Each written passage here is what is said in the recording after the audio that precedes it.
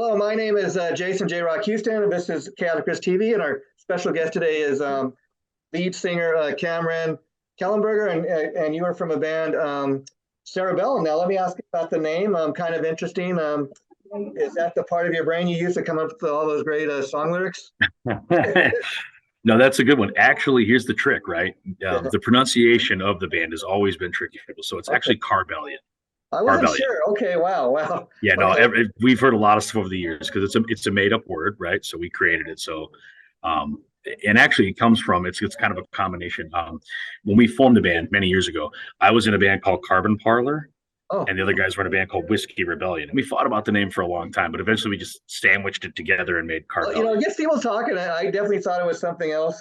But what's interesting is I like what you just said there. It's a name you guys made up, which kind of really makes it that much cooler, you know. It definitely helps us out too online. If you can spell it, you go put it into a Google search engine, we're it. And So that's what I gotta say. If you made up the name, nobody else has come up with it. that's right. That's Yeah. right. And I mentioned your great song lyrics. That's one thing, but prep for me, I listened to your publicist, who I got to thank the Lord at PR for setting this up. He set me up for a lot of great interviews over years, and I was really impressed. He sent me a link to check out the new album, which is Weapons of Choice. And one thing immediately I noticed about all the songs on the album, were the lyrics were really kind of original. It didn't sound like every hard rock song I've heard before. It seemed to me like at least they were a little thought out, if you know what I mean. Is that something that you really set out to do, or just something that kind of happened? Yeah, no, we definitely put a lot of time and work into what we're saying versus just what we're playing, right? So I write all the lyrics for the band and have kind of forever for all of our albums. This newest album's kind of unique. One of the songs was written by our drummer. So Pity the Backseat off the new Weapons of Choice record was actually it's like his homage, his tribute to the Outsiders book and movie. So he wrote the lyrics for that song. But yeah, most of the all the rest of them I write. And yeah, we try to keep it topical. I'll write about current affairs type of stuff and perspective on some of that kind of stuff. Sometimes I'll story tell, right, and kind of try to set a mood or set a scene. So But a lot of what are different some things of the there. best songs to me? Because oftentimes when I listen to a song, or music in general, um, I especially love listening to songs that have lyrics, because I try to listen to lyrics, figure out what the song's about. Um, and if the lyric writer is really a good singer, really a great lyric writer, um, like you said, you can do a pretty good job of storytelling and helping people figure out what the song's about. Yeah, I mean, a lot of times when the guys write they'll start writing the music right before I'll write the lyrics, and whatever that kind of mood or the tone or what it kind of the vibe that it gives me is kind of what will inspire the lyrics of what I'm going to write about or how I'm going to deliver it vocally.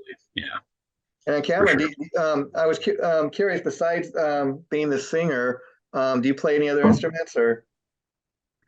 In Carbellion, I do not. I Okay. only sing. We've got lead guitar player, rhythm guitar player, drummer, and bass player separately for a five-piece that we are.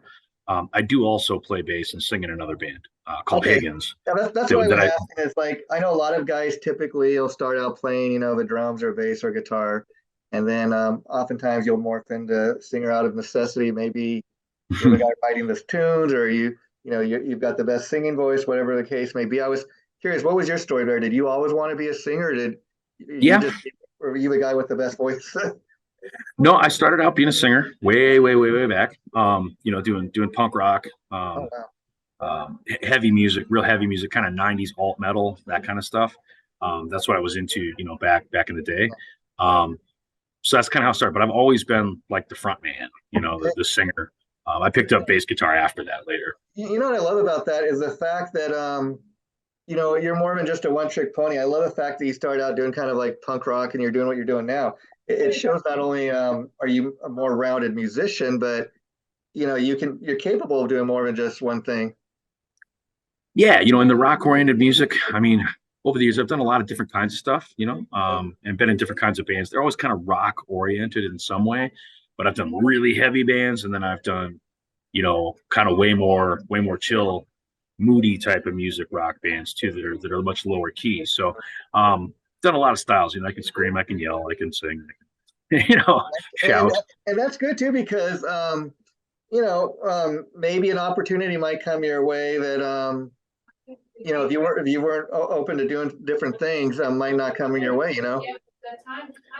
Yeah, and having pretty good experience with all that has really helped me. It helps the diversity of even the Carbellion songs, right? I mean, if the guys have a certain vibe with the song, I can kind of tailor the vocal style to it a little bit. So you Yeah. hear some clean vocals, you hear some real rough stuff. I mean, it kind of depends on the song. So we hope and think that adds some dynamic, as you listen through the records, right? Yeah. Particularly the new. And I hope you don't mind me saying this, but prior to going on the air just now, you were sharing with me the fact that as you do this interview, you're on a break from your from another job where I guess you said you were helping set up a Taylor Swift show. Yeah. And it's really cool because you don't maybe do that type of music. You're still working in the music industry, and I Yeah. respect the fact that, like a lot of us, you probably have a family to support, and it's great to see that a guy is willing to do whatever it takes to kind of make a living.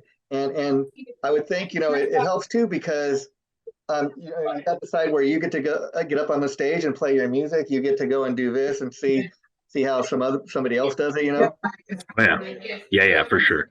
Working in the industry, kind of part of the day job as well as the other day job of being in the bands. Yeah. Definitely, that experience of different kinds of music, huge performers, all the way up to like a Taylor Swift, biggest in the world, down to like some of the club acts that tour and stuff. There's a lot to be learned and taken from seeing a lot of different kinds of performers. Because For I mean, sure. a lot of people may be surprised to hear this, but like the fact that you're even working to, willing to take a job, which I don't think there's anything wrong with, like you set up a Taylor Swift concert or whatever. Like you said, you may meet somebody that happens to run a club or something. Hey, we're looking for a metal band. You never know.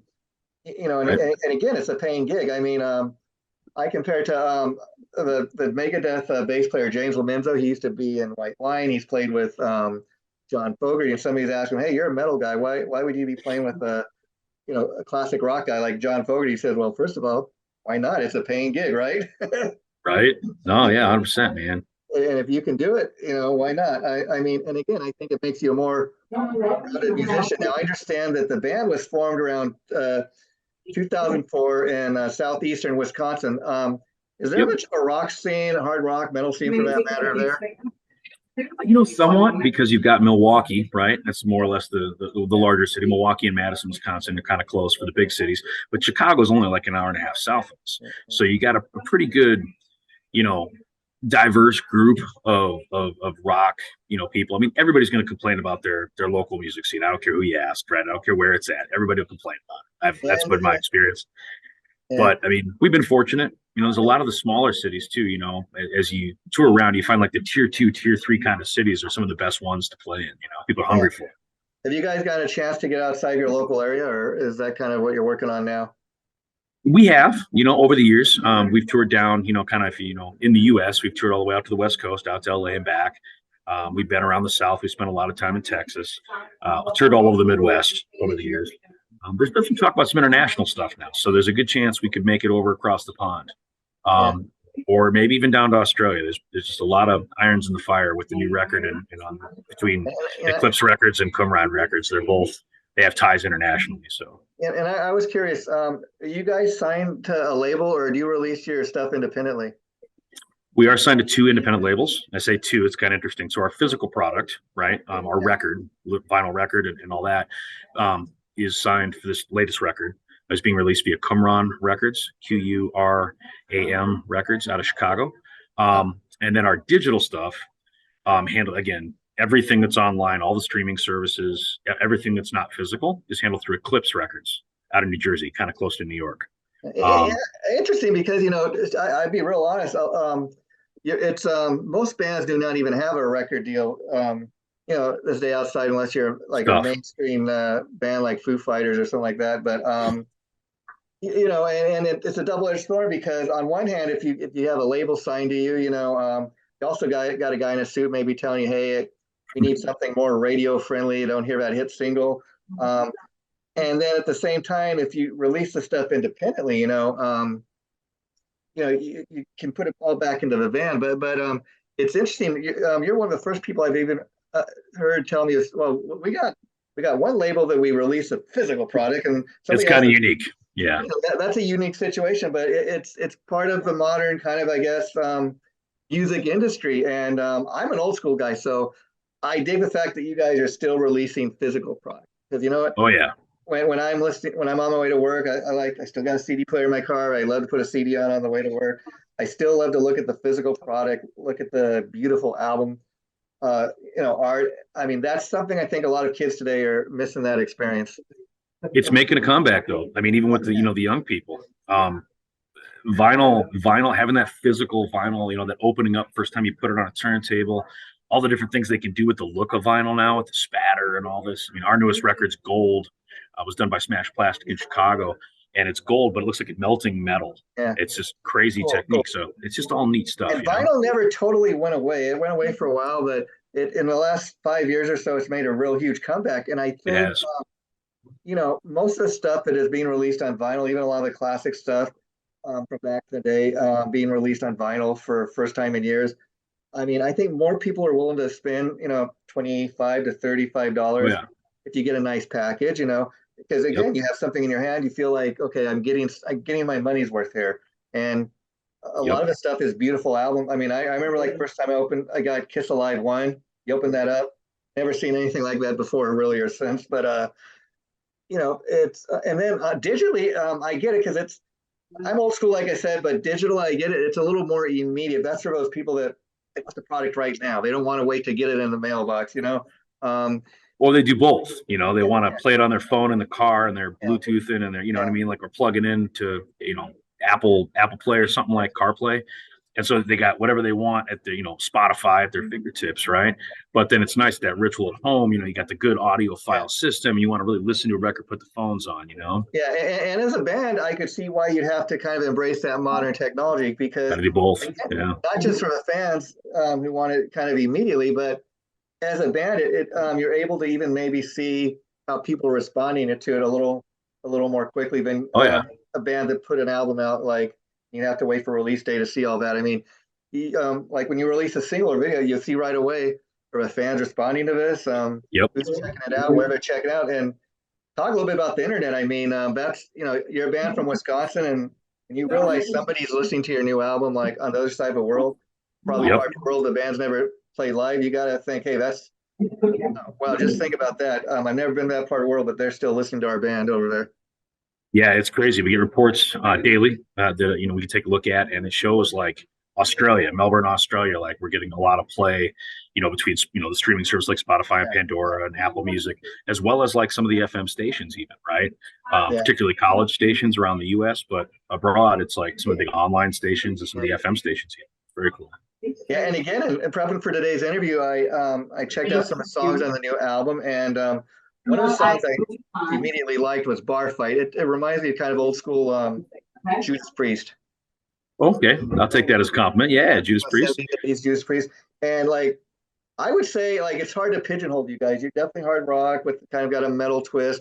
I mean, you're kind of not Bon Jovi. You're not Slayer. You're everything is kind of in between. And a lot of influences in there. Yeah.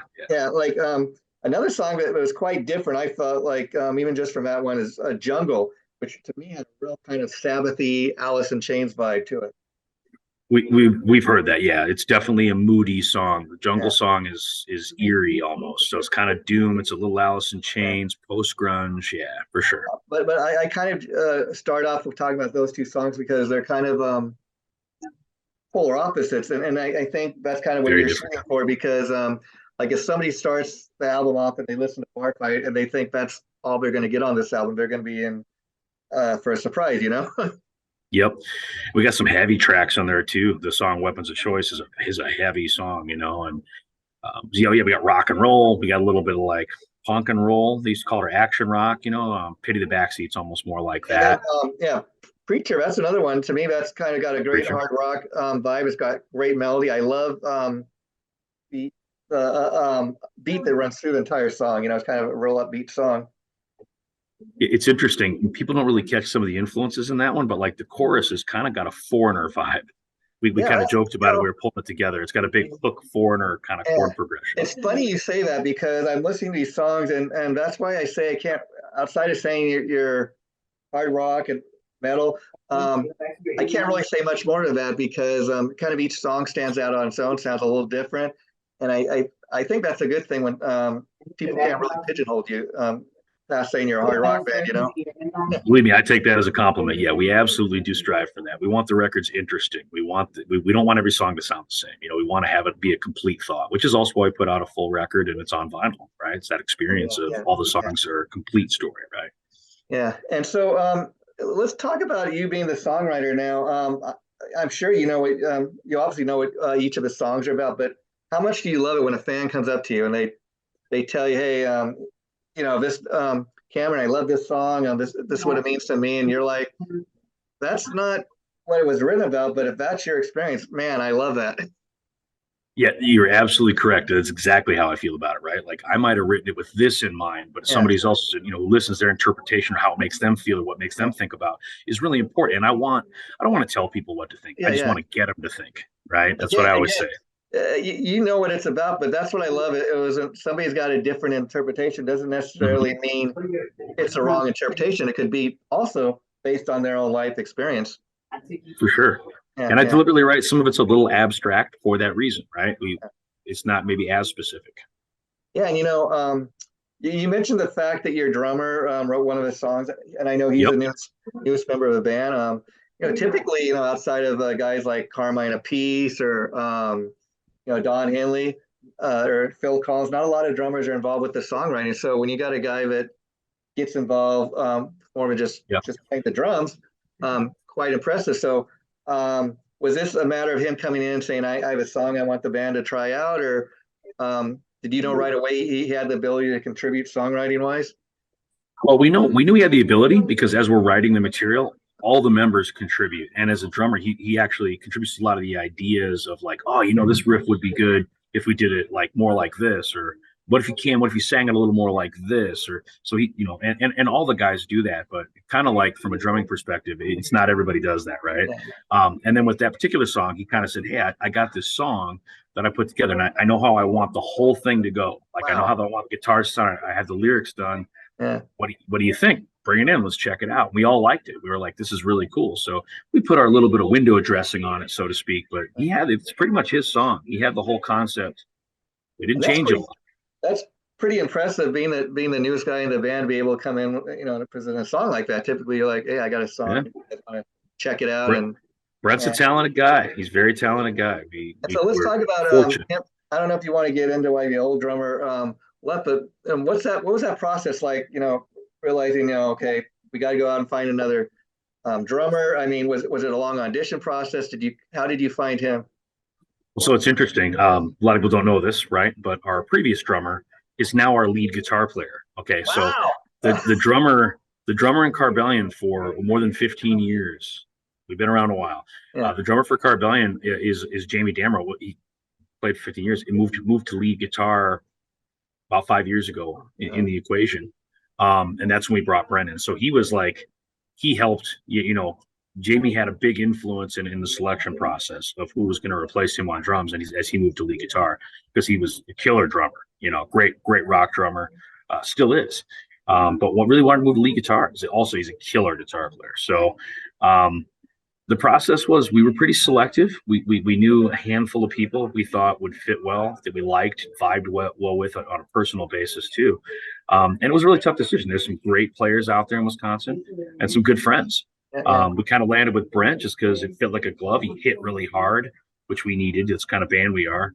And he had these interest in songwriting and contributing that way. And we liked that. We're like, okay, cool. Let's bring some of that in, And had he been had he been in a lot of bands or had he been in a band of this level? Is this his first kind of? He'd been in a really big cover band in town that plays all cover material. He'd been in some metal bands and some punk bands, not quite probably at the level that we are, but big in the area, big enough. I mean, he had lots of skills. It wasn't a step. I have all the respect and for cover bands and tribute bands. I mean, out in LA where I'm from, tribute bands are still huge out here, and I like to call that rock and roll theater because you're doing more than just playing the songs. You're getting dressed up, and in some cases they really look the part. You almost have to blink to make sure is this is really a trippy band. But cover bands too. Let's be honest, that's how a lot of people get their start. And Oh yeah, yeah.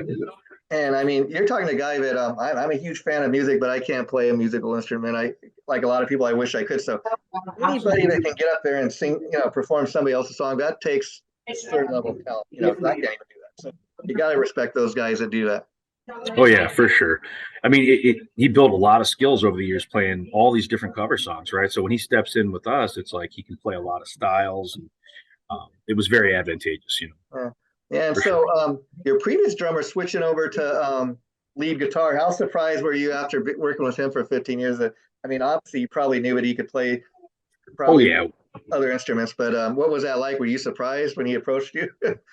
Not really. He'd been a guitar player even before he was a drummer. So we always knew he was really good, and he'd have a lot of good ideas as a drummer too on guitar because he played guitar. So he didn't really write songs, but he was a big contributor also as a drummer to the overall songwriting, and kind of how songs should go, and because he knew that side of it from playing guitar. So I think it surprises a lot of other people that never knew he was, they knew him as the drummer of Carbellion, Yeah, yeah, and when he yeah. comes out on lead guitar, they're like, "Holy smokes, man, this guy's just killing it!" You know what I mean? He can shred, he can do blues lick style. He's a very good guitar player. And did he tell you like why he wanted? I was curious because like I'm thinking right off the bat. Okay, a drummer typically you're in the back of the stage and you do what you do and you keep the beat, but then you switch it over to lead guitar. You're in the front of the band. You're kind of in the front of the stage and you're doing something completely different, but yet it's musical. So and the fact that he can do it all, I think, just really speaks volumes to his talent as a musician. Period. Very, Yeah. Jamie's a very talented musician, and we're very fortunate to have him. He's a great showman, and that might have been part of it. I think, Yeah. he played guitar for a long time, very passionate about it. Yeah. I think he thought, well, I want to get back out in front a little bit with Yeah, of UCAM and course. kind of Makes really sense. just put on this show and really show people what I can do. So I think that's what drove it. He still Yeah. does play drums a bit on the side. He still loves the drums. He's not going anywhere So, with so that. do these two guys, Brent and the lead guitar, the fact that they're both drummers, do they ever get together and kind of? Yeah, when we write the songs, it's Brent Yeah, Brent will play the drums, and then Jamie will play guitar, and then sometimes Jamie will go, "Hey man, what if we tried it? What if you played it a little bit more like this? Here's what I hear on the drums." yeah, yeah. And Brent a little bit like, I can you play the guitar? Play that lick a little bit less busy, or play it with a little more flair. So they work very well together. So Cameron, we know what you did before his band, but I was curious. Growing up, who were the singers you would say had the greatest influence on you that inspired you to do what you're doing now? Growing up as a kid, my parents were classic rock era into the 70s and 80s. So, whether it's like, Genesis, Foreigner, Journey, a lot of that kind of stuff, was into that like as a kid, and then as I kind of came into my own as a teenager and up a little bit more, the grunge era, and then 90s alt metal. I was big into Helmet. I was big into Quicksand and kind of that old post-hardcore stuff. Yeah. And some punk stuff too. I mean, I kind of was into all the various heavy music It kind of makes throughout sense because my formative years. people might be surprised to hear me say this, but one thing I've always loved about punk and metal is the fans. You seem to like be the same type of fans, really into kind of that aggressive attitude. Mm-hmm. Yeah, for sure. I mean, the one thing I'll say about the kind of music we play and the fans that we have is they're rabid. They once they're in, and they're into it. I see. Yeah, So and even listening to your new album, well, one thing I would say is you're definitely like got that hard rock metal element. Like I said, you're not. I don't want yeah, people to think you sound anything like Slayer to that extreme, but no, I mean you're also not pop. You're more closer to hard rock, and I think that's why you're going to be able to play with a lot of different types of bands. When yeah. people are wanting you to go, open their shows. We've played metal with metal bands. We've played with rock radio bands. We've played with a lot of stoner rock and stoner metal bands because they're kind of influenced by classic rock, Black Sabbathy sounding bands, Caius kind of sounding bands. So we've played with, but yeah, we can kind of play the gamut of, if you've got And distorted guitars, we can do it. you mentioned like Journey and Foreigner a couple times. I definitely hear that in your music, and those also are two bands that not quite metal, not quite hard rock, somewhere in between. And because of that, Yeah. you're able to go out and tour with a lot of different types of bands. Oh, for sure. And that's just, one of the influences. A couple of the guys were big into Wasp in the '80s and kind of that kind of dirty hard rock, and Jamie's really into metal, and Steve's really into Pantera, and so that they get that influence. And Brent's a real punk rock dude, and I listen to all kinds of stuff. So that comes out in the music. That's why you get a mix of like the fact that you listen to so many different types of music probably is a reason your lyrics and your songs sound the way they do. Yeah, that's why when people say, "What kind of band are you?" we just say, "Oh, we're a heavy rock band." A rock band, Because right? I mean, yeah. we're a heavy rock band because it's like it's too hard to a little bit too hard to classify. It's a good thing. And again, I think it's a good thing because again, other thing I can make a comment on is what I liked about your latest album is it doesn't, like I said, it does not sound like every hard rock song or album I've heard before. You seem to have original sound. You don't Appreciate sound, that. Yeah. you don't sound like a Journey. You got little elements of Foreigner, but it's not like you're trying to be a Foreigner clone or anything like No, no. And I think the one thing you got that really every great band needs is great songwriting. Thank you. Appreciate that. Yeah, we work pretty hard at it. So when people recognize it, we appreciate it. And so, how did COVID affect you guys? I mean, I understand the album, most of it was recorded during then, but were you able to get together like in the same room? Did you all have your own separate studios where you record your parts separately? So at first, we kind of we do things online, right? When things were Yeah, still really locked down, right? Initially, so we did a lot of stuff, across the internet, which awesome that we live in an era was where that a learning process for you? Because again, it yeah, kind of it's new for a little everybody at bit. that point. Yeah. A little bit. I mean, it's not the same as being in the room together, that's for sure. But we worked through it and kind of wrote a lot of the ideas and foundations for when we did get together, when it started to free up a little bit. Still in the COVID era, but we were careful, and Yeah. that's how we put the record together and got in the studio and kind of worked at Bell City Sound across like almost 2 years to do this record just because of COVID. Yeah, because there's something to be said. When I was growing up, bands used to everybody had to get in the same room, and you could really, I think, sonically hear the difference. But it's a new world, there's, technology, and you do it for a lot of reasons. I mean, even before COVID, people were doing it because financially just makes sense. Unless you have a ton of money to go We find. live in different areas. People don't live in the same And cities that's the amazing thing. necessarily. I've talked to guys that they make great sounding albums, and some of them have never even met until they stepped on stage for the first time, live in Crazy. different parts of the world. But that's my point. If you can release an album and it sounds great quality and everything, and you can deliver a product to your fans, why not? Save a little money. We do, yeah. Most of what we do is pre-production. We'll do that ourselves, but when we go to make the final product, we'll go to a good studio because it's just to get that little bit of that killer edge, and we get it mastered. Andy Van Dett did our last record, and he's done Rush records. I mean, he's done Porcupine Tree. Well, he's you're in good company then. That guy knows what he's doing, no doubt. Yeah. And that extra edge gives that extra bit of sound quality, especially if you're going to put it on vinyl, man. You want it to sound good, Yeah. And so, where can people get the new album? Let's end with that and tell people what you have coming up for the next year or so. Well, to get the new record, it is kind of everywhere online. You can buy the vinyl as well on Qumran Records on their website, our Bandcamp site.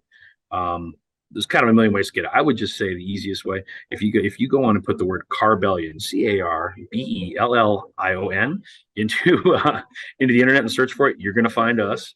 You're going to find the Weapons of Choice record and about a million ways to listen to it or get the vinyl, right? And or get other merchandise. On Facebook or Facebook, Instagram, Spotify, Apple Music, Twitter, TikTok, YouTube. All our three singles, "Pity the Backseat," "Bar Fight," and "Listen for Ghosts," all have pro videos that are out there on YouTube. You can go check out, watch those. EclipseRecords.com, QumranRecords.com. Yeah.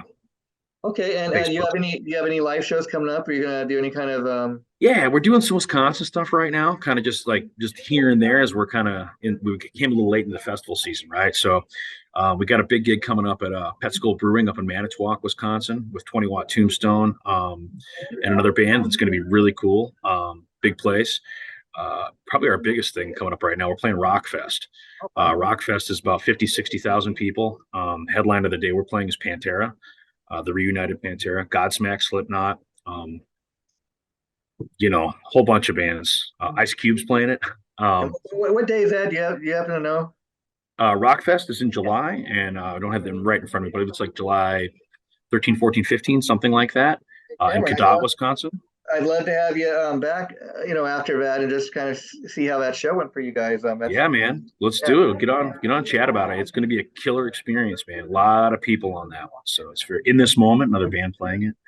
Wow. Going to be very cool. Yeah. Well, Cameron, thanks. I really appreciate you taking time out of your busy schedule. I know you're so busy that you're taking a break from your other job, and we appreciate that. So the interview we just did, we're going to try to post it sometime in the next week. I will let you and the Lord of PR know when it goes up. Feel free to share it. And like I said, Absolutely, we'll share with all our fans on our social sites so everybody can get a listen to what we're talking about here. we'll invite you back in a few months and talk about that show with Pantera at the Rockfest. So do you guys have any music videos people can watch from a new album yet, or is that something you're working on?